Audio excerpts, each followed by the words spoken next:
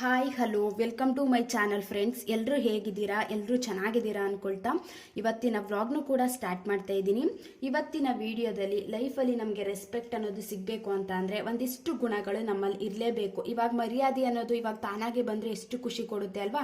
ನಮ್ಮನ್ನು ನೋಡಿ ಒಬ್ಬರು ರೆಸ್ಪೆಕ್ಟಾಗಿ ಮಾತಾಡ್ಸ್ತಿದ್ದಾರೆ ಅಂತ ಅಂದರೆ ನಮ್ಮ ಕಾನ್ಫಿಡೆಂಟ್ ಲೆವೆಲ್ನ ಜಾಸ್ತಿ ಮಾಡುತ್ತೆ. ನಮ್ಮ ಮೇಲೆ ನಮಗೊಂದು ರೀತಿ ಪ್ರೌಡ್ ಫೀಲ್ ಅನ್ನೋದು ಬಂದೇ ಬರುತ್ತೆ.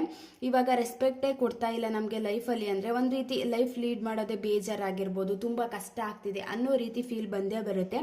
ಈ ರೀತಿ ಗುಡ್ ಹ್ಯಾಬಿಟ್ನ ಫಾಲೋ ಮಾಡ್ಕೊಂಡು ನೋಡಿ, ಅವಾಗ ನಮಗೆ ರೆಸ್ಪೆಕ್ಟ್ ಅನ್ನೋದು ಕೂಡ ಬರುತ್ತೆ. ನಮ್ಮನ್ನು ನೋಡೋ ದೃಷ್ಟಿನೂ ಕೂಡ ಒಂದು ಪಾಸಿಟಿವ್ಲಿ ಚೇಂಜ್ ಆಗುತ್ತೆ. ತುಂಬ ಹೆಲ್ಪ್ ಅಂತೂ ಆಗೇ ಆಗುತ್ತೆ. ಫಸ್ಟ್ ಪಾಯಿಂಟ್ ಏನು ಅಂತ ಅಂದರೆ take responsibility, lead busy life style. ಯಾರು ರೆಸ್ಪಾನ್ಸಿಬಿಲಿಟಿನ ತಗೊಳ್ತಾನೆ ಇರ್ತಾರೆ ಅವ್ರಿಗೆ ಮರ್ಯಾದೆ ಅನ್ನೋದು ಕೂಡ ಅಷ್ಟು ಇರೋದಿಲ್ಲ. ಒಂದು ಜವಾಬ್ದಾರಿನ ತಗೊಳ್ತಾನೆ ಲೈಫ್ನ ಲೀಡ್ ಮಾಡ್ತಿದ್ದೀವಿ ಅಂತ ಅಂದರೆ ನಮ್ಮನ್ನು ನೋಡೋ ದೃಷ್ಟಿನೂ ಕೂಡ ಸ್ವಲ್ಪ ಕೆಳಗಿಟ್ಟು ನೋಡಲಿಕ್ಕೆ ಸ್ಟಾರ್ಟ್ ಮಾಡ್ಕೋತಾರೆ. ಅವ್ರಿಗೇನು ಬಿಡು, ಒಂದು ಜವಾಬ್ದಾರಿ ಅನ್ನೋದೇ ಇಲ್ಲ, ಆರಾಮಾಗಿ ಓಡಾಡ್ಕೊಂಡು ಇದ್ದಾರೆ ಅನ್ನೋ ರೀತಿ ಈಸಿಯಾಗಿ ತಗೊಳ್ಳೋದಕ್ಕೆ ಸ್ಟಾರ್ಟ್ ಮಾಡ್ಕೋತಾರೆ. ಅದಕ್ಕೋಸ್ಕರ ಒಂದು ಜವಾಬ್ದಾರಿನ ತಗೊಂಡು ಒಂದು ಬ್ಯುಸಿಯಾದ ಲೈಫ್ ಸ್ಟೈಲ್ನ ಲೀಡ್ ಮಾಡುವಂಥದ್ದು ಕೂಡ ತುಂಬ ಒಳ್ಳೆಯದು. ಇದರಿಂದನೂ ಕೂಡ ನಮ್ಮ ಮರ್ಯಾದೆ ಅನ್ನೋದು ಕೂಡ ಜಾಸ್ತಿ ಆಗುತ್ತೆ. ಮತ್ತು ನಾವು ಯಾವಾಗಲೂ ಬ್ಯುಸಿಯಾಗಿರ್ತೀವಿ ಅಂತ ಅಂದರೆ ನಮ್ಮ ಕೆಲಸ ಏನು ಅಷ್ಟನ್ನು ಮಾತ್ರ ನಾವು ನೋಡ್ಕೊಂಡು ಮುಂದೆ ಹೋಗ್ತಾ ಇರ್ತೀವಿ. ನಮ್ಮ ಮೇಲೆ ನಾವು ಒಂದು ರೀತಿ ಪ್ರೌಡ್ ಫೀಲ್ ಅಂತೂ ಇದ್ದೇ ಇರುತ್ತೆ ಅಲ್ವಾ? ನನ್ನ ಕೆಲಸ ಏನಿದೆ ಅದನ್ನು ಮಾಡ್ಕೊಂಡು ಮುಂದೆ ಹೋಗ್ತಾ ಇದ್ರಿ. ಯಾವಾಗ ಬ್ಯುಸಿಯಾಗಿರಲಿಕ್ಕೆ ಸ್ಟಾರ್ಟ್ ಮಾಡ್ಕೋತೀವಿ ಆವಾಗಲೇ ನಾವು ಬೇರೆ ಥರ ಒಂದು ಓವರ್ ಥಿಂಕಿಂಗ್ ಆಗಿರ್ಬೋದು, ಒಂದು ನೆಗೆಟಿವ್ ಥಿಂಕಿಂಗ್ ಆಗಿರ್ಬೋದು, ಇದೆಲ್ಲ ಕಮ್ಮಿ ಆಗುತ್ತೆ. ನಮ್ಮ ಕೆಲಸ ಏನಿದೆ ಅದನ್ನು ಮಾಡ್ಕೊಂಡು ಮುಂದೆ ಹೋಗೋಣ ಅನ್ನೋ ಒಂದು ಪಾಸಿಟಿವ್ ಫೀಲ್ ಅಂತೂ ಬಂದೇ ಬರುತ್ತೆ. ಒಬ್ಬರು ಬ್ಯುಸಿಯಾದ ಪರ್ಸನ್ನು ಅವ್ರ ಕೆಲಸದಲ್ಲಿ ಅವ್ರನ್ನ ಅತಿ ಹೆಚ್ಚು ತೊಡಗಿಸ್ಕೊಂಡಿದ್ದಾರೆ ಅಂತ ಅಂದರೆ ಅವ್ರನ್ನ ಮಾತಾಡಿಸೋ ರೀತಿನೇ ಬದಲಾಗ್ಬಿಡುತ್ತೆ. ಅವ್ರು ಆರಾಮಾಗಿ ಅವ್ರ ಕೆಲಸನ ಅವ್ರು ಮಾಡ್ಕೊಂಡು ಹೋಗ್ತಿರ್ತಾರೆ. ಅವ್ರಿಗೇನು ಡಿಸ್ಟರ್ಬ್ ಮಾಡೋದು ಬೇಡ ಅನ್ನೋ ರೀತಿ ನಮ್ಮನ್ನು ನೋಡಲಿಕ್ಕೆ ಸ್ಟಾರ್ಟ್ ಮಾಡ್ಕೋತಾರೆ. ಒಂದು ರೆಸ್ಪೆಕ್ಟ್ಫುಲ್ಲಾಗಿ ಮಾತಾಡಿಸ್ಲಿಕ್ಕೆ ಸ್ಟಾರ್ಟ್ ಮಾಡ್ಕೋತಾರೆ. ಇವಾಗ ಆರಾಮಾಗಿ ಓಡಾಡ್ಕೊಂಡು ತಿನ್ಕೊಂಡು ಉಣ್ಕೊಂಡು ಒಂದು ರೆಸ್ಪಾನ್ಸಿಬಿಲಿಟಿನೇ ತಗೊಳ್ದಾನೆ ಒಂದು ಬ್ಯುಸಿ ಲೈಫ್ ಸ್ಟೈಲ್ನ ಲೀಡ್ ಮಾಡ್ದಾನೆ ಇದ್ದಾಗ ರೆಸ್ಪೆಕ್ಟ್ನ ಯಾರು ಕೂಡ ನಮಗೆ ಕೊಟ್ಟು ಮಾತಾಡಿಸ್ಲಿಕ್ಕೆ ಬರೋದಿಲ್ಲ. ಒಂದು ರೀತಿ ಈಸಿಯಾಗಿ ತಗೊಳ್ಳೋದಕ್ಕೆ ಸ್ಟಾರ್ಟ್ ಮಾಡ್ಕೋತಾರೆ. ಒಂದು ರೀತಿ ನೆಗ್ಲೆಕ್ಟ್ ಮಾಡಿ ಮುಂದೆ ಹೋಗುವಂಥದ್ದಾಗಿರ್ಬೋದು, ನಮಗೆ ಒಂದು ರೀತಿ ಬೇಜಾರು ಮಾಡಿ ಮುಂದೆ ಹೋಗುವಂಥದ್ದಾಗಿರ್ಬೋದು. ಈ ರೀತಿ ಸಿಚುಯೇಷನ್ಗಳು ತುಂಬ ಸಲ ಆಗ್ತಿರ್ತವೆ.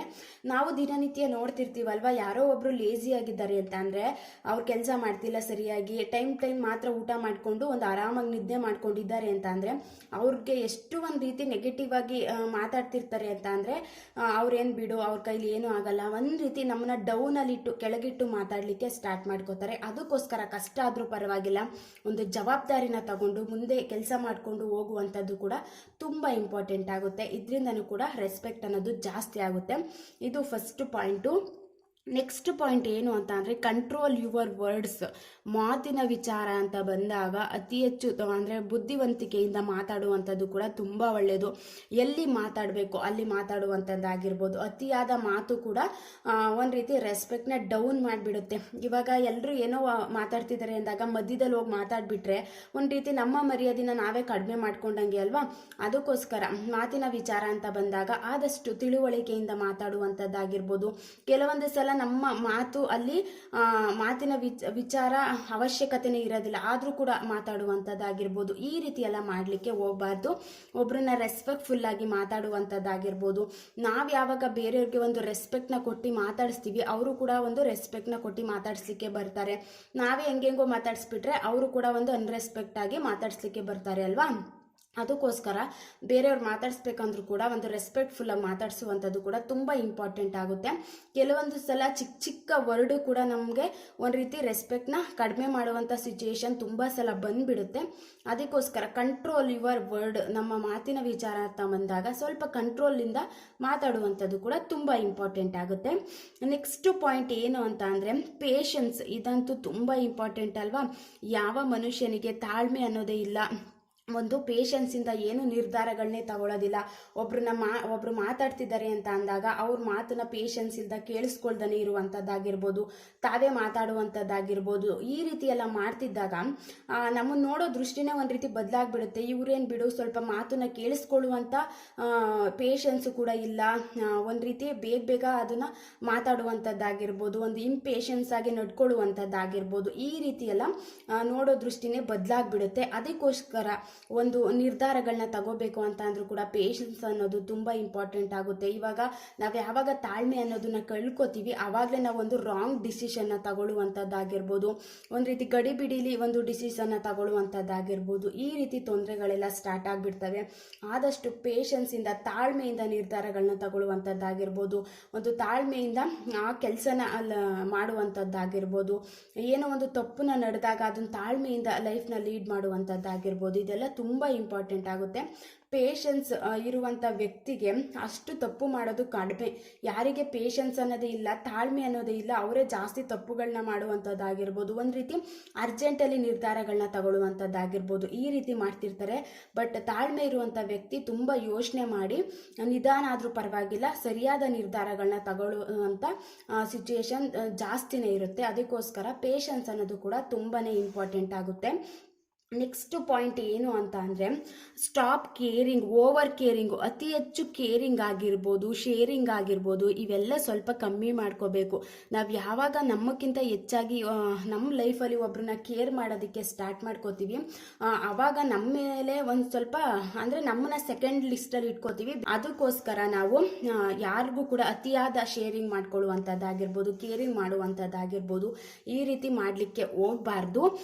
ನಾವು ಒಬ್ರನ್ನ ಕೇರ್ ಮಾಡ್ತಿದ್ದೀವಿ ಅಂತ ಅಂದರೆ ನಮ್ಮ ಮೇಲೆ ನಾವು ಒಂದು ಸ್ವಲ್ಪ ಕಾನ್ಸಂಟ್ರೇಷನ್ ಕಮ್ಮಿ ಮಾಡ್ಕೋತಾ ಇರ್ತೀವಿ. ನಾವು ಏನು ಮಾಡಬೇಕು ಅಂತ ಮುಂದೆ ಅದು ಗೊತ್ತಾಗೋದಿಲ್ಲ ನಮಗೆ. ಒಂದು ರೀತಿ ಲೇಜಿ ಆಗಿರೋದಕ್ಕೆ ಸ್ಟಾರ್ಟ್ ಮಾಡ್ಕೊಬಿಡ್ತೀವಿ. ಅದಕ್ಕೋಸ್ಕರ ಈ ಲೇಜಿನೆಸ್ ಹೋಗಬೇಕು ಅಂತ ಅಂದರೆ ಫಸ್ಟ್ ಪ್ರಿಯಾರಿಟೈಸ್ ನಮಗೆ ಕೊಡ್ಕೋಬೇಕು. ನಮ್ಮ ಕೆಲಸ ಏನಿದೆ ಅದನ್ನು ಮಾಡ್ಕೊಂಡು ಮುಂದೆ ಹೋಗೋಣ. ಅತಿ ಹೆಚ್ಚು ಕೇರಿಂಗ್ ಮಾಡೋದು ಅಷ್ಟು ಕೂಡ ಒಳ್ಳೇದಲ್ಲ ಅಂತ ಓವರ್ ಕೇರಿಂಗ್ನ ಸ್ವಲ್ಪ ಕಡಿಮೆ ಮಾಡಿಕೊಂಡ್ರೆ ರೆಸ್ಪೆಕ್ಟ್ ಅನ್ನೋದು ಕೂಡ ಜಾಸ್ತಿ ಆಗುತ್ತೆ. ನೆಕ್ಸ್ಟ್ ಪಾಯಿಂಟ್ ಏನು ಅಂತಂದರೆ ಶೇರಿಂಗು. ಇವಾಗ ಒಬ್ಬರು ತುಂಬ ಕ್ಲೋಸ್ ಫ್ರೆಂಡ್ ಆಗಿರ್ಬೋದು, ಅವ್ರ ಜೊತೆ ನಾವು ಓಪನ್ ಅಪ್ ಆಗಿ ಎಲ್ಲನೂ ಶೇರ್ ಮಾಡ್ಕೊಂಡಿರ್ತೀವಿ ಅಂತ ಅಂದರೆ ನಮ್ಮ ವೀಕ್ನೆಸ್ನ ನಾವು ಯಾವಾಗ ಬೇರೆಯವ್ರ ಜೊತೆ ಶೇರ್ ಮಾಡ್ಕೊಳ್ಳೋದಕ್ಕೆ ಹೋಗ್ತೀವಿ ಅದೇ ಪಾಯಿಂಟ್ನ ಇಟ್ಕೊಂಡು ನಮ್ಮನ್ನ ಕುಗ್ಸುವಂಥದ್ದಾಗಿರ್ಬೋದು, ನಮ್ಮನ್ನು ನೋಡೋ ದೃಷ್ಟಿನೇ ಒಂದು ರೀತಿ ಚೇಂಜ್ ಆಗಿಬಿಡುತ್ತೆ. ಅಯ್ಯೋ ಇವ್ರೇನು ಬಿಡು, ಇವ್ರ ಹತ್ರ ತುಂಬ ವೀಕ್ ಪಾಯಿಂಟ್ಗಳಿದೆ, ನಮಗೆಲ್ಲ ಗೊತ್ತಿದೆ ಅನ್ನೋ ರೀತಿ ನಮ್ಮನ್ನು ಒಂದು ರೀತಿ ಕೆಳಗಿಟ್ಟು ನೋಡುವಂಥದ್ದಾಗಿರ್ಬೋದು, ಅದೇ ಪಾಯಿಂಟ್ ಇಟ್ಕೊಂಡು ಮನಸ್ಸಿಗೆ ಬೇಜಾರು ಮಾಡುವಂಥದ್ದಾಗಿರ್ಬೋದು, ಇದೆಲ್ಲ ತುಂಬ ಸಲ ಲೈಫಲ್ಲಿ ಆಗ್ತಿರುತ್ತೆ ಅಲ್ವಾ. ಅದಕ್ಕೋಸ್ಕರ ಅತಿಯಾದ ಶೇರಿಂಗು ಕೂಡ ಅಷ್ಟು ಒಳ್ಳೇದಲ್ಲ. ಎಷ್ಟು ಮಾತಾಡಬೇಕು ಅಷ್ಟನ್ನು ಮಾತ್ರ ಶೇರ್ ಮಾಡ್ಕೊಳ್ಳುವಂಥದ್ದಾಗಿರ್ಬೋದು. ಕೆಲವೊಂದಿಷ್ಟು ಪರ್ಸ್ನಲ್ ವಿಚಾರಗಳಂತ ಇರುತ್ತವೆ, ಅದನ್ನು ಯಾರ ಜೊತೆನೂ ಶೇರ್ ಮಾಡ್ಕೊಳ್ಳೋದಕ್ಕೆ ಹೋಗಬಾರ್ದು. ಯಾವಾಗ ನಾವೊಂದು ನಂಬಿಕೆ ಇಟ್ಟು ಶೇರ್ ಮಾಡ್ಕೋತೀವಿ ಆ ನಂಬಿಕೆನ ಉಳಿಸ್ಕೊಳ್ಳಿಲ್ಲ ಅಂದಾಗ ನಮ್ಮ ವೀಕ್ ಪಾಯಿಂಟ್ ಎಲ್ಲ ಇಟ್ಕೊಂಡು ಅವರು ನಮಗೆ ತೊಂದರೆ ಕೊಡಲಿಕ್ಕೂ ಕೂಡ ಸ್ಟಾರ್ಟ್ ಮಾಡ್ಕೋತಾರೆ. ಅತಿ ಹೆಚ್ಚು ಶೇರಿಂಗು ಕೂಡ ಅಷ್ಟು ಒಳ್ಳೇದಲ್ಲ. ನೆಕ್ಸ್ಟ್ ಪಾಯಿಂಟ್ ಏನು ಅಂತ ಅಂದರೆ ಟು ಅವಾಯ್ಡ್ ಡಿಪೆಂಡೆನ್ಸಿನ ಆದಷ್ಟು ಅವಾಯ್ಡ್ ಮಾಡಬೇಕು. ಆವಾಗ ನಮ್ಗೆ ರೆಸ್ಪೆಕ್ಟ್ ಅನ್ನೋದು ಕೂಡ ಜಾಸ್ತಿ ಆಗೋದು. ಇವಾಗ ಒಬ್ಬರು ಯಾರ ಮೇಲೋ ಡಿಪೆಂಡೆಂಟ್ ಆಗಿದ್ದಾರೆ ಅಂತ ಅಂದರೆ ಅವ್ರಿಗೆ ಒಂದು ರೀತಿ ಅಯ್ಯೋ ಅವ್ರೇನು ಬಿಡು ಬೇರೆಯವ್ರ ಮೇಲೆ ತುಂಬ ಡಿಪೆಂಡೆಂಟ್ ಆಗಿದ್ದಾರೆ, ಅವ್ರು ಸ್ವಂತವಾಗಿ ಏನು ಮಾಡ್ತಾನೆ ಇಲ್ಲ ಅನ್ನೋ ರೀತಿ ಒಂದು ರೀತಿ ನೆಗ್ಲೆಕ್ಟ್ ಮಾಡಿಬಿಡ್ತೀವಿ ಅಲ್ವಾ ಅವ್ರನ್ನ. ಅದಕ್ಕೋಸ್ಕರ ಸ್ವಲ್ಪನಾದರೂ ನಾವು ಇಂಡಿಪೆಂಡೆಂಟಾಗಿ ಲೈಫ್ನ ಲೀಡ್ ಮಾಡೋದನ್ನು ಕಲ್ತ್ಕೋಬೇಕು. ನಾವು ಇದೇ ರೀತಿ ಬೇರೆಯವ್ರ ಮೇಲೆ ಡಿಪೆಂಡ್ ಆಗ್ತಾನೆ ಹೋಗ್ತಿದ್ರೆ ನಾವು ಸ್ವಂತವಾಗಿ ಏನು ಮಾಡಬೇಕು ಅಂತ ಗೊತ್ತಾಗೋದಿಲ್ಲ. ಎಲ್ಲ ವಿಚಾರದಲ್ಲಿ ಅವರನ್ನ ಇನ್ವಾಲ್ವ್ ಮಾಡೋ ರೀತಿ ಆಗ್ಬಿಡುತ್ತೆ. ಇವಾಗ ಏನೋ ಒಂದು ನಿರ್ಧಾರಗಳನ್ನ ತಗೋಬೇಕು ಅಂತ ಅಂದಾಗ ಅವರನ್ನ ಕೇಳುವಂಥದ್ದಾಗಿರ್ಬೋದು. ಆವಾಗ ನಮ್ಮನ್ನು ಮುಂದೆ ಇರುವಂಥ ವ್ಯಕ್ತಿಗೆ ಏನು ಅನಿಸ್ಬಿಡುತ್ತೆ ಅಂತ ಅಂದರೆ ಇವ್ರಿಗೊಂದು ಸ್ವಂತವಾದ ನಿರ್ಧಾರಗಳನ್ನ ತಗೊಳ್ಳೋದಕ್ಕೂ ಕೂಡ ಆಗೋದಿಲ್ಲ, ಇವ್ರು ತುಂಬ ಡಿಪೆಂಡೆಂಟಾಗಿ ಬೇರೆಯವ್ರ ಮೇಲೆ ಇದ್ದಾರೆ, ಒಂದು ಇಂಡಿಪೆಂಡೆಂಟಾಗಿ ಈ ಒಂದು ಯೋಚನೆಗಳನ್ನೂ ಕೂಡ ಮಾಡೋದಿಲ್ಲ ಅನ್ನೋ ರೀತಿ ಥಿಂಕಿಂಗ್ ಸ್ಟಾರ್ಟ್ ಆಗಿಬಿಡುತ್ತೆ. ಒಂದು ದುಡ್ಡಿನ ವಿಚಾರ ಅಂತ ಆಗಿರ್ಬೋದು, ಸ್ವಂತವಾಗಿ ಯೋಚನೆ ಮಾಡುವಂಥದ್ದಾಗಿರ್ಬೋದು, ಕೆಲವೊಂದು ಚಿಕ್ಕ ಪುಟ್ಟ ಕೆಲಸಗಳಾಗಿರ್ಬೋದು, ಇವೆಲ್ಲ ನಾವು ಸ್ವಂತವಾಗಿ ಒಂದು ಇಂಡಿಪೆಂಡೆಂಟ್ ಆಗಿ ಮಾಡುವಂಥದ್ದು ಕೂಡ ತುಂಬ ಒಳ್ಳೆಯದು. ಸ್ವಲ್ಪ ಅವಾಯ್ಡ್ ಮಾಡ್ಕೋಬೇಕು ಡಿಪೆಂಡೆನ್ಸಿನ. ಅವಾಗಲೇ ನಮಗೆ ರೆಸ್ಪೆಕ್ಟ್ ಅನ್ನೋದು ಕೂಡ ಜಾಸ್ತಿ ಆಗುತ್ತೆ. ತಪ್ಪೋ ಸರಿನೋ ಗೊತ್ತಿಲ್ಲ, ನಾವು ಯಾವಾಗ ಒಂದು ಸ್ವಂತವಾದ ನಿರ್ಧಾರಗಳನ್ನ ತಗೊಳ್ಳೋದಕ್ಕೆ ಸ್ಟಾರ್ಟ್ ಮಾಡ್ಕೋತೀವಿ ಫಸ್ಟ್ ತಪ್ಪಾಗೇ ಆಗುತ್ತೆ. ಎಲ್ಲರೂ ಕೂಡ ಸರಿಯಾಗಿ ಮಾಡ್ತಾರೆ ಅಂತ ಹೇಳೋದಕ್ಕಾಗೋದಿಲ್ಲ. ಅದು ನಾವು ತಪ್ಪನ್ನ ತಿದ್ಕೊಂಡು ಮುಂದೆ ಹೋಗಿ ಒಂದು ಇಂಡಿಪೆಂಡೆಂಟ್ ಲೈಫ್ನ ಲೀಡ್ ಮಾಡುವಂಥದ್ದು ಕೂಡ ತುಂಬ ಇಂಪಾರ್ಟೆಂಟ್ ಆಗೇ ಆಗುತ್ತೆ. ಇದರಿಂದನೂ ಕೂಡ ರೆಸ್ಪೆಕ್ಟ್ ಅನ್ನೋದು ಕೂಡ ಜಾಸ್ತಿ ಆಗುತ್ತೆ. ನೆಕ್ಸ್ಟ್ ಪಾಯಿಂಟ್ ಏನು ಅಂತ ಅಂದರೆ ನೋ ಬೆಗ್ಗಿಂಗ್ ಅಂತ ಅಂದರೆ ಬೇರೆಯವ್ರನ್ನ ಅತಿ ಹೆಚ್ಚು ಪ್ಲೀಸ್ ಅಂತ ಬೆಗ್ಗಿಂಗ್ ಮಾಡುವಂಥದ್ದಾಗಿರ್ಬೋದು, ಪ್ಲೀಸ್ ಆ ಕೆಲಸ ಮಾಡಿಕೊಡು ಈ ಕೆಲಸ ಮಾಡಿಕೊಡು ಅಂತ ಅತಿಯಾಗಿ ನಾವು ಪ್ಲೀಸ್ ಅನ್ನೋದನ್ನ ಬಳಸುವಂಥದ್ದಾಗಿರ್ಬೋದು. ಇದರಿಂದನೂ ಕೂಡ ರೆಸ್ಪೆಕ್ಟ್ ಅನ್ನೋದು ಸ್ವಲ್ಪ ಡೌನ್ ಆಗೇ ಆಗುತ್ತೆ. ಇವಾಗ ಯಾರನ್ನೋ ಒಬ್ರನ್ನ ಪ್ಲೀಸ್ ಆ ಕೆಲಸ ಮಾಡಿಕೊಡು ಈ ಕೆಲಸ ಮಾಡಿಕೊಡು ಅಂತ ತುಂಬ ರಿಕ್ವೆಸ್ಟ್ ಮಾಡ್ತಿದ್ದೀವಿ ಅಂತ ಅಂದಾಗ ಒಂದು ರೀತಿ ಅವ್ರಿಗೆ ಅನಿಸ್ಬಿಡುತ್ತೆ ಇವ್ರೇನು ಜಾಸ್ತಿ ಇಷ್ಟೊಂದು ನಮ್ಮನ್ನ ಬೆಗ್ ಮಾಡ್ತಿದ್ದಾರಲ್ಲ, ಇಷ್ಟೊಂದು ಪ್ಲೀಸ್ ಅನ್ನೋ ರೀತಿ ಯೂಸ್ ಮಾಡ್ತಿದ್ದಾರಲ್ಲ ಅನ್ನೋ ಥಿಂಕಿಂಗ್ ಎಲ್ಲ ಬರಲಿಕ್ಕೆ ಸ್ಟಾರ್ಟ್ ಆಗ್ತವೆ.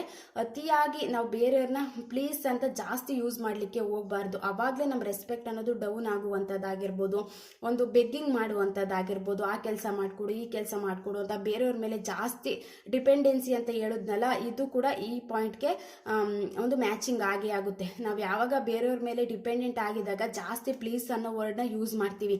ಅದಕ್ಕೋಸ್ಕರ ಒಂದು ಇಂಡಿಪೆಂಡೆಂಟ್ ಲೈಫ್ನ ಲೀಡ್ ಮಾಡಿದ್ರೆ ಇದು ಸ್ವಲ್ಪ ಕಮ್ಮಿ ಆಗುತ್ತೆ. ಬೆಗ್ಗಿಂಗ್ ಮಾಡೋದು ಕೂಡ ಸ್ವಲ್ಪ ಕಮ್ಮಿ ಆಗುತ್ತೆ. ಪ್ಲೀಸ್ ಅಂತ ಅತಿ ಹೆಚ್ಚು ಯೂಸ್ ಮಾಡೋದು ಕೂಡ ಸ್ವಲ್ಪ ಕಡಿಮೆ ಮಾಡ್ಕೋಬೋದು. ನೆಕ್ಸ್ಟ್ ಪಾಯಿಂಟ್ ಏನು ಅಂತ ಅಂದರೆ ಡ್ರೆಸ್ಸಿಂಗ್ ಅಪ್ ನೀಟ್ಲಿ. ಅಂದರೆ ಡ್ರೆಸ್ ವಿಚಾರದಲ್ಲೂ ಕೂಡ ಸ್ವಲ್ಪ ನಾವು ನೋಡಿಕೊಂಡು, ಇವಾಗ ಎಲ್ಲಾದರೂ ಹೋಗ್ತಿದ್ದೀವಿ ಅಂದಾಗ ಒಂದು ನೀಟಾಗಿ ಅವರು ನಮ್ಮ ಡ್ರೆಸ್ ಮಾತ್ರ ನೋಡ್ತಾರೆ.